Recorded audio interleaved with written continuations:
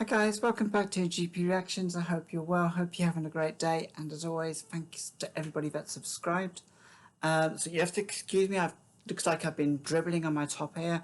In fact, what has literally just happened is that my friend came in with a bottle of beer and I tried to wrestle it out of their hands because I needed a drink. And this is what happens when you try to fight over a bottle of beer. It was quite a big bottle of beer. She could have shared it with me, but oh no, she has to have it all to herself. So it looks like I'm stuck with an empty cup of coffee or some water in a bottle. So yeah, I digress. Looking forward to this one, and it's one I'm not sure I've heard. If I have, it's from a long time ago. I kind of recognize the title. It's B Movie with Nowhere Girl. So this is an interesting track as well because it was the band was actually formed. B Movie were formed in 1979.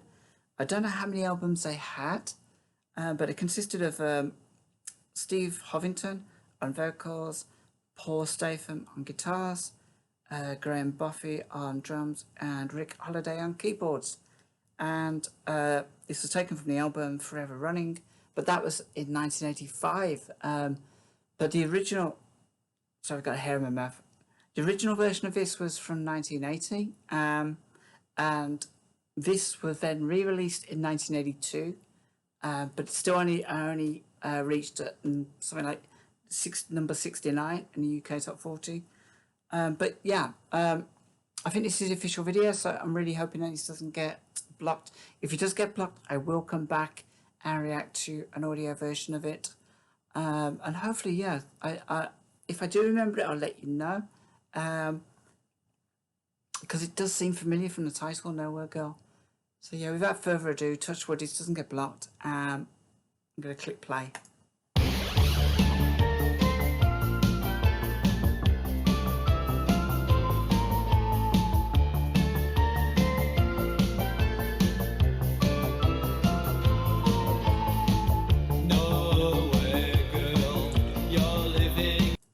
So yeah, I'm just going to stop it there. I do remember this. Holy smokes, I haven't heard this since about 1985, I don't think. And I got a feeling that might have been on the Annie Nightingale show on Radio 1 of a Sunday night. So yeah, wow. I'm going to take us back to the beginning and listen to it from the start, I think. But yeah, I think I know this song, and I've got the tune in my head now. So yeah.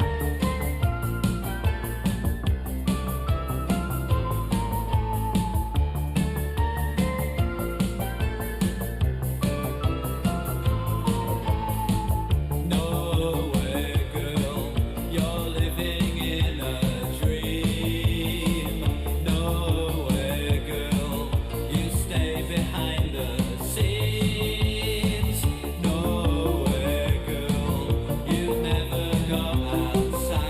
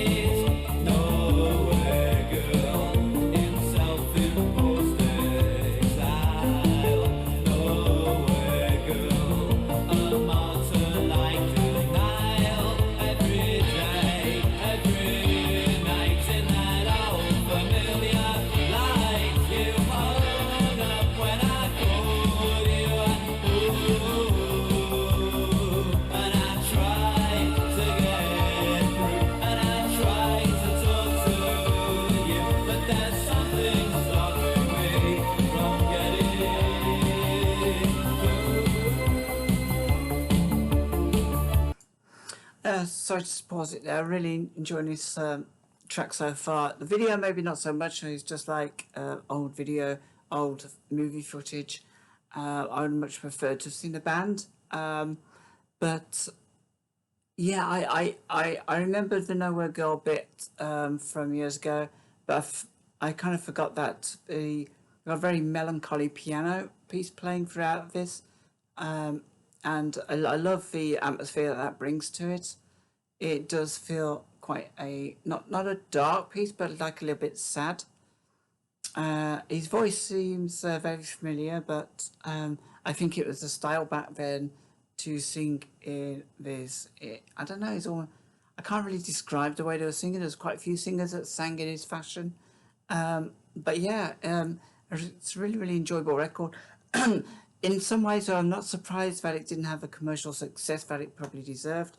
It was probably fighting against the likes of Depeche Mode in Japan for the attention of record consumers back then.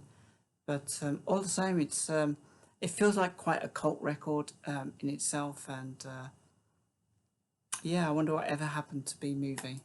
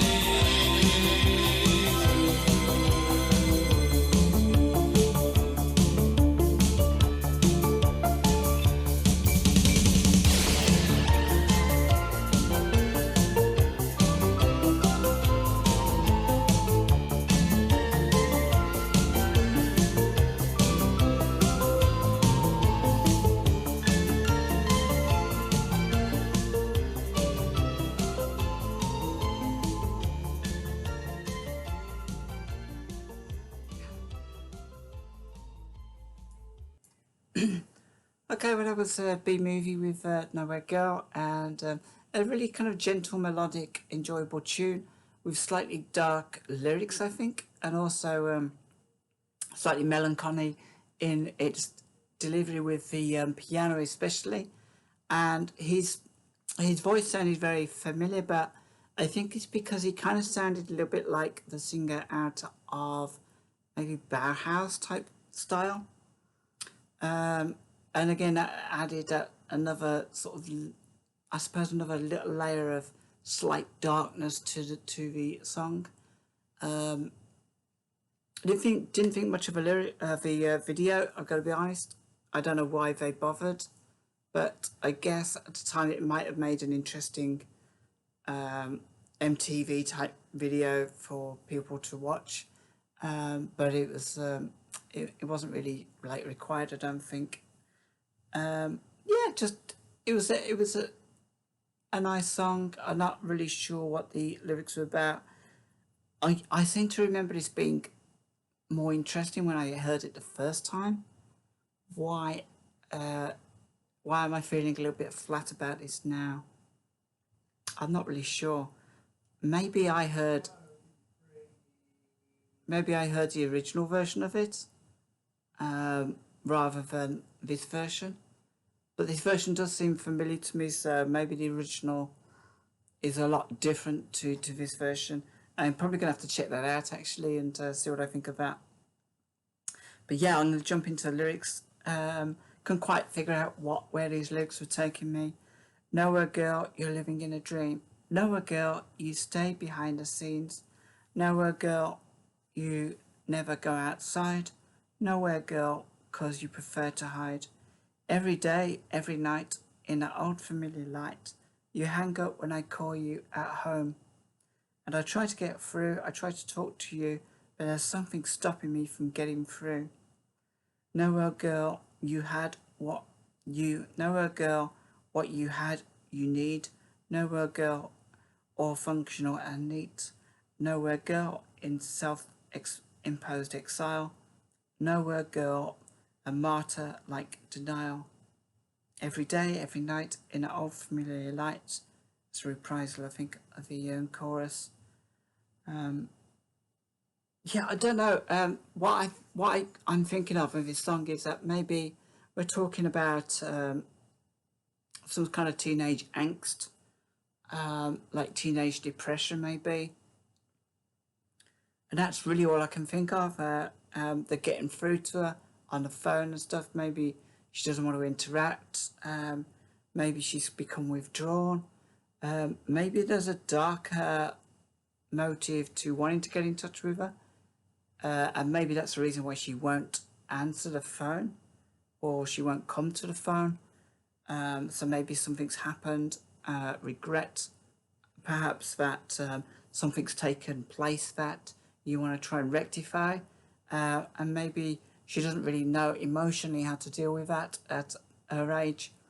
And so she's just withdrawing. I don't know, it could be any number of things. I mean, you read about so many teenagers these days getting depressed and stuff, and I think a lot of that is brought on by the whole aspect of bullying over social media, and children. I don't think children or kids can't differentiate between somebody at school bullying them and somebody, a faceless nobody, bullying them online. But I'm not sure how people dealt with depression maybe back in the day. I don't really remember too many people I know having depression, but then maybe maybe we just kind of toughed it out, or maybe it wasn't something we felt we could talk about, and perhaps it's something that just sits there like a time bomb waiting to kick in. For sure, I've suffered with depression on and off. I don't know, for a good since I'd say about 1990, and it's never been that bad. I understand what's going on. I understand that there will be a light at the end of the tunnel, and this might not be what this song's about, but yeah, for somebody who's a little bit older, I mean, I was probably how old would I have been? I was about 25 when I started getting these depressive things. Before that, I used to just get generally angry. There's a lot of adult responsible stuff I couldn't deal with, and I never knew how to react, so I'd be snappy and angry, and I can't even imagine what it'd be like. I think as a younger person, maybe my early teens and stuff, I still had that mind of a child. Even though I was going to school, I was at secondary school. You kind of feel like you should be an adult in secondary school, but I was just like a child. So I kind of guess that it would be easier to, and I did actually withdraw myself from a friend for a while because of my insecurities and stuff. So I think, this is what it's all about, this song. It's about being young, being insecure, not knowing how to handle emotional situations or just emotion in general, information, and actually sort of like pulling yourself away from that. You don't answer the phone to your friends or your girlfriend's boyfriend, whatever, and that's the way you kind of live your life for a while, and maybe you'll get out of that naturally, or maybe friends will help you, or maybe just things will get worse. But yeah, so from that point of view, it's quite an interesting song. It does kind of make you think about why somebody would be like that and why the other person was quite relentlessly trying to get through to them. So it could be for bad or good reasons. It's hard to say. Ultimately, I enjoyed the melodies on this. I enjoyed the piano especially. His vocals were quite good, quite dark, delivery. But I can, as I say, I can understand it doesn't quite hit that sweet spot with me. But I do think it's a cult classic record, because it's one of those that has, I'd imagine that is on the periphery of everybody's interest in music, from that time. But you know, if you ask anyone what is their greatest track from 1982 or 1980, they won't come up with this one. There'll always be something a little bit better from that period of time. Guys, I hope you enjoyed this. I hope you appreciated my honest review of a video. And I hope you leave us a comment, because I really like to read your comments and get into them with you. And if you have any memories, of course, from 1982 or 1980, I'd love to hear from you. And if you have any knowledge about the guys in this band, or what they did, what they went on to do, then again, you know, that's something I really, really enjoy reading about. So until next time, take care of yourselves and everybody around you.